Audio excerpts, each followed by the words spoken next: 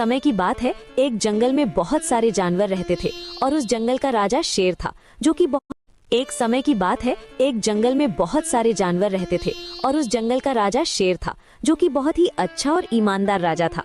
वो अपने जंगल के लिए हमेशा कुछ ना कुछ अच्छा ही सोचता रहता था और अपने जंगल की सुरक्षा करता था।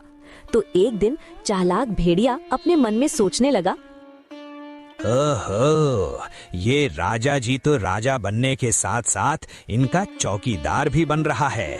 जब देखो जब जंगल में इसका पहरा रहता है।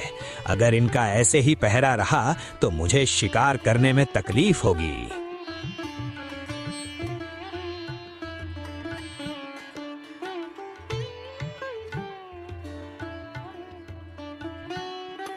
अब तो मुझे कुछ न कुछ उपाय सोचना पड़ेगा, तभी खाने का कुछ न कुछ जुगाड़ हो सकता है।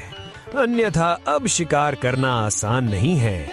मैं एक काम करता हूँ, इस जंगल में एक दुकान डाल लेता हूँ।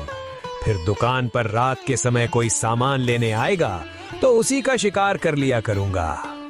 अब चालाक भेड़िया अपने दिमाग का इस्तेमाल करके जंगल में एक दुकान डालने का निर्णय लेता है और वो कैसे कैसे करके 2-3 दिन लगातार मेहनत करके और जंगल में दुकान डाल देता है।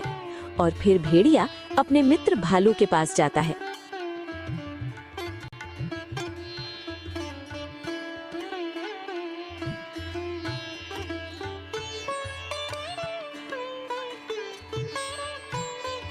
और भालू से कहने लगता है, अरे मित्र सुनो, मैंने जंगल में नई दुकान डाली है और उस पर मैंने तरह तरह के आइटम रखे हैं और आज उस दुकान का उद्घाटन रखा है। तो आप जंगल में जाओ और सभी को सूचित कर दो। अरे भाई सुनो सुनो सुनो, मेरे मित्र भेड़िया ने जंगल में एक नई दुकान खोली है और उसे दुकान का आज उद्घाटन रखा गया है। तो आप सभी को निमंत्रण देता हूँ कि आप सभी दुकान पर चलकर उस दुकान का उद्घाटन करवाओ और जिसके मुख्य अतिथि होंगे अपने जंगल के राजा शेर।